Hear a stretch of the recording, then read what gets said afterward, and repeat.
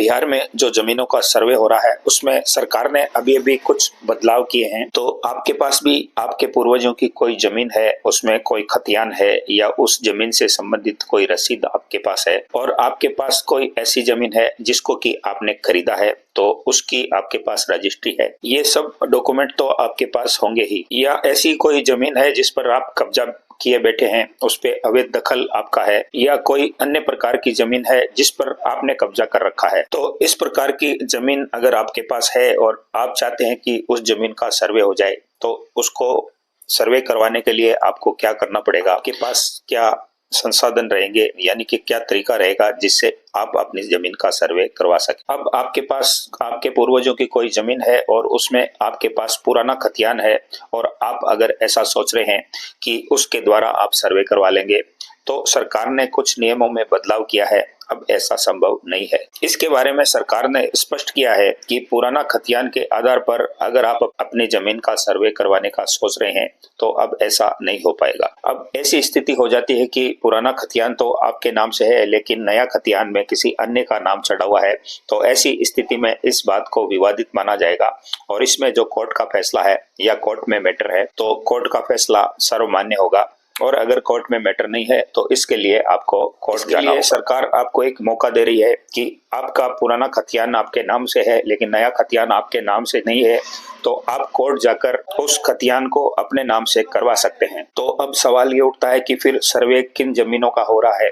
तो जो नया खतियान है उस आधार पर सर्वे होगा और इसके आधार पर आपको एक और नया खतियान मिलेगा। नया खतियान आपके नाम से है तो आप अपनी जमीन के लिए दावा कर सकते हैं और उस जमीन को अपने नाम से करवा सकते हैं। अब मान लीजिए आपने किसी प्रॉपर्टी या संपत्ति या जमीन को खरीदा है और आपके पास सिर्फ रजिस्ट्री है, आपने दाखिल खारिज नहीं करवाया है, यानी कि उस प्रॉपर्टी का नाम ट्रांसफर आपके नाम से नहीं हुआ है, राजस्व रिकॉर्ड में वो जमीन आपके नाम से नहीं चढ़ी है, तो भी आपको टेंशन लेने की जरूरत नहीं है। अब आपने किसी जमीन को खरीदा है, उसकी रजिस्ट्री आपके नाम से है, उस जमीन पर वर्तमान में कब्जा आपका है और उस जमीन पर किसी भी तरह का कोई विवाद नहीं है, कोई मामला कोर्ट में विचाराधीन नहीं है, तो ऐसी स्थिति में आपको घबराने की जरूरत नहीं है। ऐसी स्थिति में आपके नाम से आपकी जमीन दर्ज हो जाएगी। अब आपके पास कोई ऐसी जमीन है जिस पर आपका अवैध दखल है, यानी कि आपने कब्जा किया हुआ है, तो ऐसी स्थिति में ऐसा नहीं है कि वो जमीन आपसे छीन ली जाएगी, लेकिन आपको साबित करना पड़ेगा कि वो जमीन आपकी है और किस तरह से है। और अगर आप साबित नहीं कर पाए तो उस जमीन का जो कि एक्चुअल मालिक है उसके नाम से उसका सर्वेक्षण करके नाम चढ़ा दिया जाएगा। और ऐसे में सरकार ने तमाम अधिकारियों को ये निर्देशित किया है कि कोई भी लंबित मामले जो कि जमीन सर्वेक्षण से जुड़े हुए हैं उनमें त्वरित कार्रवाई की जाए, उनमें तेजी लाई जाए और उन मैटर्स को क्लियर करके उन जमीनों को, उन भूमि को एक्चुअल मालिक के नाम से दर्ज किया जाए। और तमाम अधिकारियों को यह भी निर्देशित किया गया है कि ऐसे तमाम मामलों को तेजी से निपटाकर इसमें सभी आम नागरिकों की समस्याओं का समाधान कराया जाए। और इसके साथ साथ उनको इस बात के लिए भी पाबंद किया गया है कि अगर तय समय पर वो इस काम को पूरा नहीं करेंगे तो अधिकारियों पर भी कार्रवाई की जा सकती है। ऐसा मैटर है कि आपके नाम से वो जमीन खरीदी गई है, उसकी रजिस्ट्री आपके पास है और उसका दाखिल खारिज आपके नाम से नहीं हो रहा है, यानी कि उसकी रसीद भी आपके नाम से नहीं कट रही है, तो ऐसी स्थिति में आपको उसके लिए ऑनलाइन आवेदन तुरंत प्रभाव से अभी कर देना चाहिए और वर्तमान स्थिति में आपका दाखिल खारिज तुरंत हो जाएगा। और कोई ऐसी कार्रवाई की वजह से आपका दाखिल खारिज नहीं होता है तो उसके बाद भी आपको घबराने की जरूरत नहीं है, आपकी जमीन को नहीं लिया जाएगा। इसके लिए सरकार ने कुछ नियम और कायदे बताए हैं। उन नियम कानून कायदों को मैं एक बार आपको पढ़कर सुना देना चाहता हूँ। जरूरत पड़ने पर सर जमीन पर भी घूमकर अपनी जमीन की चौहद्दी बता देनी चाहिए, अपनी जमीन की मेड़ को ठीक ठाक से बना लेना चाहिए और उसको सीमांकित करवा देना चाहिए। और इसके साथ साथ जमीन का विवरण चौहद्दी के साथ साथ प्रपत्र 2 में भरकर उसको शिविर में जमा करवा देना चाहिए। स्व घोषणा यानी कि प्रपत्र 2, उसके साथ निम्न कागजात संलग्न करने होंगे। मैं आपको वो कागजात की डिटेल बता देता हूँ। इसमें जमाबंदी संख्या की विवरणी, मालगुजारी रसीद की फोटो प्रति और खतियान की नकल आपको संलग्न करनी होगी। इसमें आपको जमीन का विवरण देते समय उस जमीन की डिटेल खसरावार आपको संलग्न करनी होगी। तो सरकार के इन नियमों से स्पष्ट है, जरूरत पड़ने पर आपको मौके पर जाकर अधिकारी को साथ ले जाकर अपनी जमीन का सीमांकन करवा लेना चाहिए, नाप जोख करवा लेना चाहिए। आपकी जमीन में अगर कोई खेत बाढ़ है, दुरुस्त नहीं है, तो उसको दुरुस्त करवा लेनी चाहिए। और मौके पर अगर आपकी जमीन पर किसी का अवैध कब्जा पाया जाता है, यानी कि आपकी जमीन की सीमा में कोई अवैध रूप से घुसा हुआ है, तो उसके लिए आपको संबंधित अधिकारी को रिपोर्ट करना चाहिए। उसको ये बता देना चाहिए कि फला व्यक्ति मेरी इस जमीन में अवैध कब्जा करके रखना चाहता है और वो मेरी जमीन में घुस रहा है। तो स्पष्ट रूप से सरकार ये चाहती है कि जिनके पास कागजात नहीं है वो कागजात इकट्ठे कर लें, और जिनके पास कागजात हैं वो उसका विवरण सरकार को दे दें। मौके पर उनकी कब्जा किस प्रकार से है, उनकी जमीन का सीमांकन किस प्रकार से होया हुआ है, वो सही तरीके से सरकार के सामने आ पाए। इसके साथ साथ सरकार ये भी चाहती है, और इसीलिए वो टाइम देना चाह रही है, कि जिनके पास दाखिल खारिज नहीं है वो अपने नाम का म्यूटेशन अपने नाम से करवा लें, यानी कि राजस्व रिकॉर्ड में अपने नाम की वो एंट्री करवा लें। और सरकार के द्वारा इसके लिए जगह जगह शिविर लगाए जा रहे हैं, और अगर आप शिविर तक नहीं पहुंच पाते हैं तो आपको ऑनलाइन भी इसको जमा करवा देना चाहिए। और स्व घोषणा के अनुसार प्रपत्र 2 के साथ आपको जमाबंदी की नकल, और अगर कोई मालगुजारी की रसीद कट रही है तो उसकी डिटेल, उसकी फोटोकॉपी, और इसके साथ साथ खतियान की कॉपी भी संलग्न करके उस प्रपत्र के साथ आपको ऑनलाइन या शिविर में जाकर जमा करवा देनी चाहिए। और आपके पास जो पेपर मैंने बताए हैं अगर वो पूरे नहीं है तो जो उपलब्ध हो उसी के आधार पर आपको अपना दावा पेश कर देना चाहिए, और इसको ऑनलाइन या शिविर में जाकर आपको पेश कर देना चाहिए। अब इसमें आपके पास जमाबंदी किसी अन्य व्यक्ति के नाम से है, आपका नाम उस पर नहीं चढ़ पाया है, तो जिस व्यक्ति के नाम से जमाबंदी है और उसकी मृत्यु हो चुकी है, तो मृत जमाबंदी रेत की फोटोकॉपी और उस व्यक्ति का मृत्यु प्रमाण पत्र, और उस व्यक्ति की मृत्यु कब हुई है इसकी डिटेल आपको अपने पास सुरक्षित रख लेनी चाहिए। और ये सारी डिटेल आपको उस प्रपत्र में साथ में सरकार को भी अप्लाई कर देना चाहिए ऑनलाइन तरीके से या किसी भी शिविर में जाकर। तो इस प्रकार सरकार ने जो दिशा निर्देश दिए हैं आपको उसका पालन करना चाहिए। नहीं पालन करने वालों को समस्या हो सकती है, लेकिन सरकार के निर्देश का जो लोग पालन करेंगे,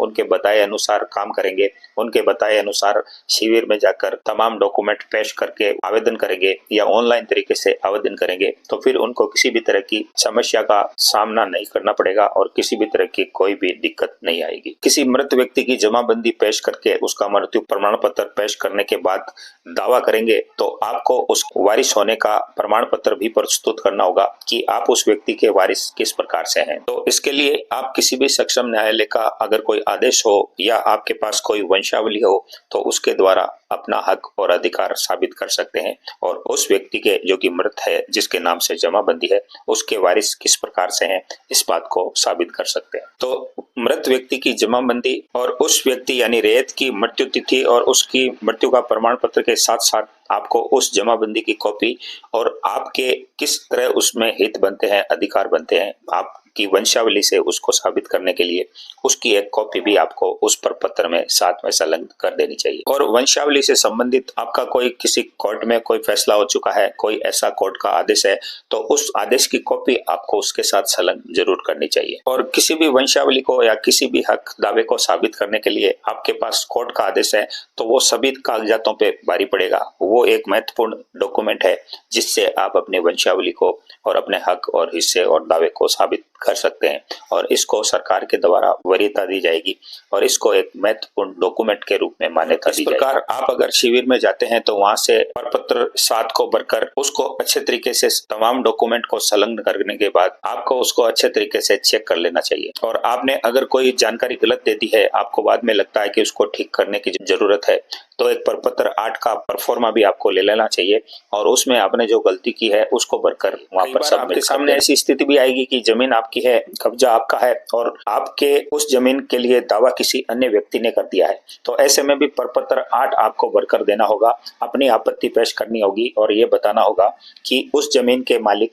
आप किस तरह से हैं। और ये सब प्रपत्र प्रस्तुत करने के बाद जब भी सुनवाई के लिए आपको बुलाया जाए तो आपको वहां पर जाकर पेश होना है और अपने पक्ष को रखना है। इसके अलावा अगर आपकी कब्जे की जमीन है, आपका उसमें हक हिस्सा है और कोई अन्य व्यक्ति उस जमीन पर आपत्ति करता है, हक जमाता है, तो उसके लिए भी आपको समय समय पर सरकार के बुलाने पर उनके पास जाकर अपना पक्ष प्रस्तुत करना होगा। और इसमें आपको लगता है कि कहीं पर कोई गलती हुई है तो एक प्रपत्र 14 है उसको भी भरकर आप अपनी आपत्ति को वहां पर दायर कर सकते हैं। और इन्हीं सभी प्रपत्र की जांच आपको सरकारी कार्यालय से आपकी संपत्ति से संबंधित डॉक्यूमेंट, खतियान की कॉपी वगैरह से मिलान कर लेने चाहिए। आपको ये देख लेना चाहिए कि आपने जो डॉक्यूमेंट सबमिट किए हैं वो सरकारी रिकॉर्ड के अनुसार उसमें मैच करते हैं या नहीं। इसके साथ साथ सरकारी रिकॉर्ड से एक कॉपी उन तमाम डॉक्यूमेंट की निकलवा कर आपको अपने पास रख लेनी चाहिए। तो इस प्रकार आप अपनी जमीन का सर्वे करवा सकते हैं। इस प्रकार से डॉक्यूमेंट सबमिट करके अपनी जमीन की जमाबंदी और नाम ट्रांसफर अपने नाम से करवा सकते हैं। और अगर किसी भी तरह के दावे में कहीं पर भी कोई आपत्ति हो तो उसको दर्ज करवा सकते हैं। किसी अन्य व्यक्ति ने अगर आपकी जमीन पर कब्जा कर रखा है तो उसको छुड़वा सकते हैं। और अगर अन्य व्यक्ति ने आपकी जमीन पर दावा कर दिया है तो उसमें अपनी आपत्ति पेश करके सरकार के सम्मुख अपना पक्ष रख सकते हैं। और इन तमाम बातों के बाद भी अगर आपकी जमीन के डॉक्यूमेंट सही नहीं होते हैं, आपका दाखिल खारिज नहीं होता है, नाम ट्रांसफर नहीं होता है, तो फिर आपके पास एक ही रास्ता बचता है कोर्ट जाने का। और सिविल कोर्ट में आप अपना पक्ष रखकर अपनी सारी बात बताकर सारे डॉक्यूमेंट्स पेश करके उस जमीन पर अपना दावा पेश कर सकते हैं। तो दोस्तों, बिहार सरकार के सर्वेक्षण और डॉक्यूमेंट्स की जो वेरिफिकेशन हो रहा है उसके बारे में ये एक महत्वपूर्ण वीडियो था। इस वीडियो को अगर आपने पसंद किया है तो एक लाइक जरूर करें, हमारे चैनल को सब्सक्राइब जरूर करें और इसके साथ साथ बेल आइकन बटन भी जरूर पुश करें। इसके अलावा अगर आप हमारे नियमित व्यूअर हैं तो हमारा आपसे निवेदन है कि हमारे इस वीडियो को एक लाइक जरूर करें। अपने तमाम जानने वालों, मिलने वालों में हमारे इस वीडियो को शेयर जरूर करें। दोस्तों, इसके साथ साथ आप हमें इंस्टाग्राम और फेसबुक पर भी फॉलो कर सकते हैं। हमारे इसी तरह के तमाम वीडियोस वहां भी जाकर देख सकते हैं। तो मिलेंगे आपसे नए वीडियो, नए टॉपिक और नए कंटेंट के साथ। तब तक के लिए नमस्कार। जय हिंद, जय भारत।